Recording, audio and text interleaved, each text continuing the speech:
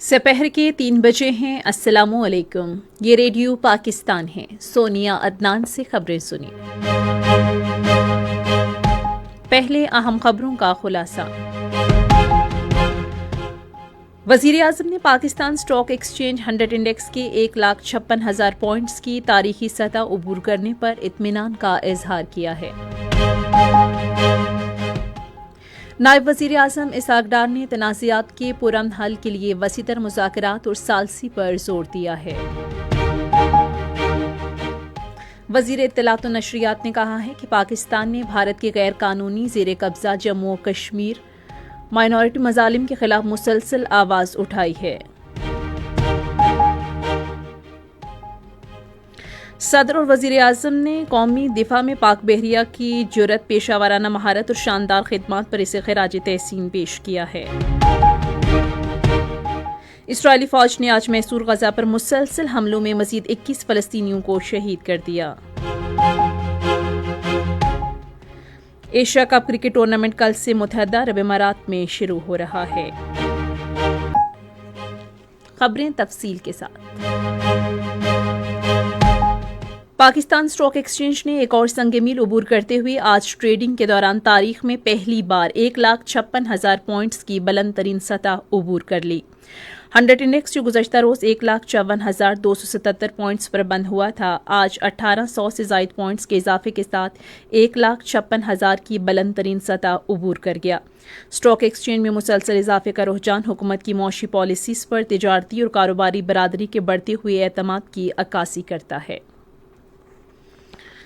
وزیر اعظم محمد شہباز شریف نے Pakistan stock exchange 100 index کے 1,56,000 پوائنٹس کی تاریخی بلند ترین سطح عبور کرنے پر اطمینان کا اظہار کیا ہے۔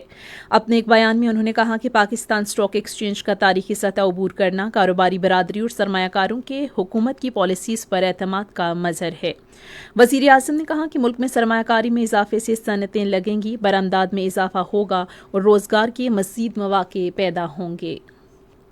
وزیر اعظم محمد شہباز شریف نے کہا ہے کہ بیرون ملک مقیم پاکستانیوں کو ہر ممکن سہولت فراہم کرنا حکومت کی اولین ترجیحات میں شامل ہے۔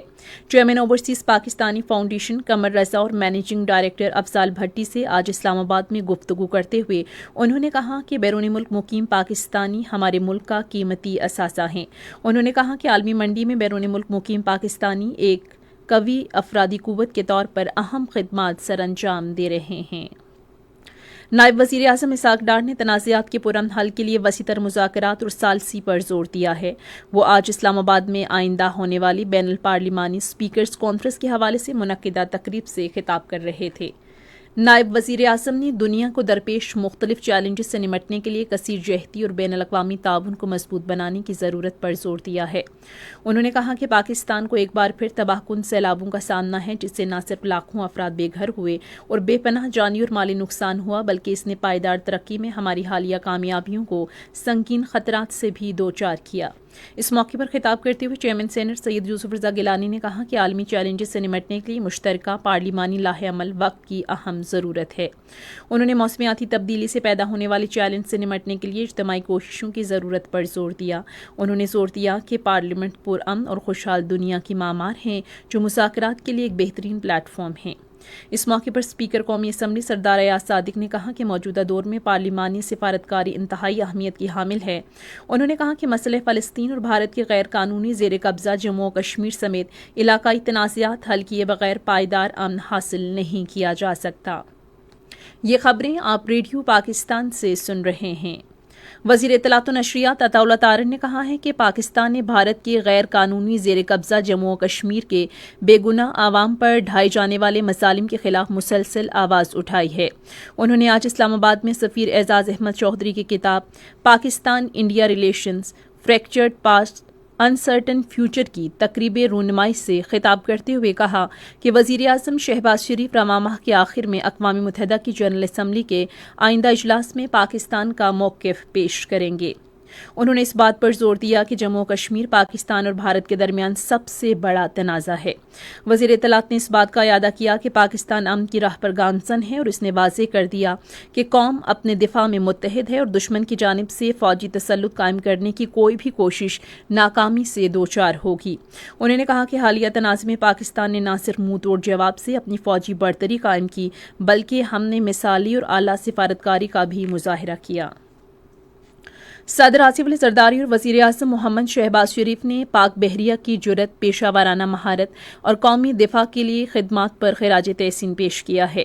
آج پاک بحریہ کے دن کے موقع پر انہوں نے اپنے پیغامات میں 1965 کی جنگ میں پاک بحریہ کے جرأت مندانہ کردار، بالخصوص سومناتھ آپریشن کو اجاگر کیا، جو بھارت کی بندرگاہ دوارکا پر اس کے دلیرانہ حملے کی یاد تازہ کرتا ہے۔ 1965 کی جنگ کے دوران پاکستانی آبدوز PNSM غازی پاکستان کی جنگی برتری کی علامت کے طور پر ابھری اور دشمن کے ناپاک عزائم کو اپنے کامیاب حملوں سے خاک میں ملا دیا۔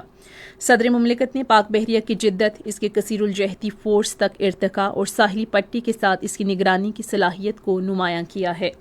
انہوں نے شہداء کی قربانیوں اور غازیوں کی استقامت کو خراج عقیدت پیش کیا اور سمندری سلامتی اور علاقائی امن یقینی بنانے کے لیے بحریہ کے کردار پر اعتماد کا اظہار کیا۔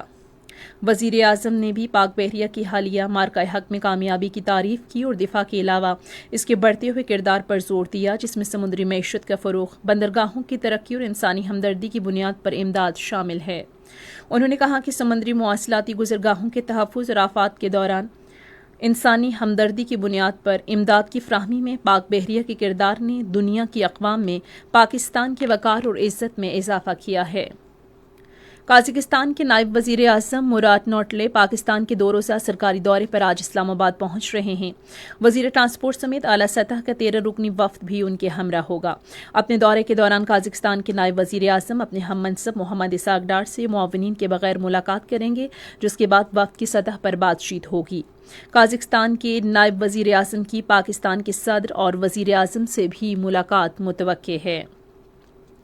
بھارت کے غیر قانونی زیر قبضہ جموں و کشمیر میں بھاری فوجی تعیناتی اور کئی دہائیوں سے حل طلب تنازع کشمیر کی وجہ سے تعلیم کا بنیادی حق بری طرح متاثر ہوا ہے۔ کشمیر میڈیا سروس سے آج جاری کردہ ایک رپورٹ میں کہا گیا ہے کہ کشمیری طلبہ ان حالات میں تعلیم پر کس طرح توجہ دے سکتے ہیں جہاں وہ مسلسل محاصرے اور تلاشی کی کارروائیاں، گھروں پر چھاپوں سمیت سڑکوں اور اسکولوں کے باہر بڑی تعداد میں مسلح فورسز کی موجودگی اور نوجوانوں کی گرفتاریاں دیکھ رہے ہیں۔ یہ رپورٹ آج عالمی یوم خواندگی کے موقع پر جاری کی گئی ہے۔ اسرائیلی فوج نے آج محصور غزہ پر مسلسل حملوں میں مزید 21 فلسطینیوں کو شہید کر دیا۔ اکتوبر 2023 سے اب تک غزہ میں اسرائیلی جارحیت میں شہید فلسطینیوں کی تعداد 64,300 سے زائد ہو گئی ہے۔ ریڈیو پاکستان آج سحر 4:05 پر اپنے قومی نشریاتی رابطے پر عالمی یوم خواندگی کے سلسلے میں ایک مذاکرہ نشر کرے گا۔ ایشیا کپ کرکٹ ٹورنامنٹ کل سے متحدہ عرب امارات میں شروع ہو رہا ہے، جس کا افتتاحی میچ ابوظہبی میں افغانستان اور ہانگ کانگ کے درمیان کھیلا جائے گا۔ میچ شام 7:30 بجے شروع ہوگا۔ پاکستان اپنا پہلا میچ جمعے کو دبئی میں عمان کے خلاف کھیلے گا۔ اور اب موسم کی صورتحال۔ محکمہ موسمیات کی پیشگوئی کے مطابق آئندہ 12 گھنٹے کے دوران سندھ، وسطی اور جنوبی پنجاب اور شمال مشرقی اور جنوبی بلوچستان میں دور دور تک تیز ہوائیں چلنے اور گرج چمک کے ساتھ بارش، جبکہ بعض مقامات پر موسلا دھار بارش کا امکان ہے۔ تاہم شمال مشرقی پنجاب، خیبر پختونخوا، گلگت بلتستان اور کشمیر میں کہیں کہیں مطلع جزوی طور پر ابرآلود رہنے، تیز ہوائیں چلنے اور گرج چمک کے ساتھ بارش کا امکان ہے۔ ملک کے دیگر حصوں میں موسم گرم اور خشک رہے گا۔ آج ریکارڈ کیا گیا بعض اہم شہروں کا درجہ حرارت: Islamabad 28 degree centigrade, Lahore 33، Karachi 29، Peshawar 34، Quetta 27، Gilgit 21، Murree 23، Muzaffarabad 26، جبکہ سری نگر 22، جموں 31 اور لیہ میں 12 ڈگری سینٹی گریڈ ریکارڈ کیا گیا۔ خاص خبروں کا خلاصہ ایک بار پھر۔ وزیر اعظم نے پاکستان اسٹاک ایکسچینج 100 انڈیکس کے 1,56,000 پوائنٹس کی تاریخی سطح عبور کرنے پر اطمینان کا اظہار کیا ہے۔ نائب وزیر اعظم اسحاق ڈار نے تنازعات کے پرامن حل کے لیے وسیع تر مذاکرات اور ثالثی پر زور دیا ہے۔ وزیر اطلاعات و نشریات نے کہا ہے کہ پاکستان نے بھارت کے غیر قانونی زیر قبضہ جموں و کشمیر میں بھارتی مظالم کے خلاف مسلسل آواز اٹھائی ہے۔ صدر اور وزیر اعظم نے قومی دفاع میں پاک بحریہ کی جرأت، پیشہ ورانہ مہارت اور شاندار خدمات پر اسے خراج تحسین پیش کیا ہے۔ خبریں ختم ہوئیں۔ مزید خبروں اور تجزیوں کے لیے آئیے ہماری ویب سائٹ پر radio.gov.pk اور فیس بک کے link radio Pakistan news official پر براہ راست ویڈیو سٹریمنگ بھی ملاحظہ کیجیے۔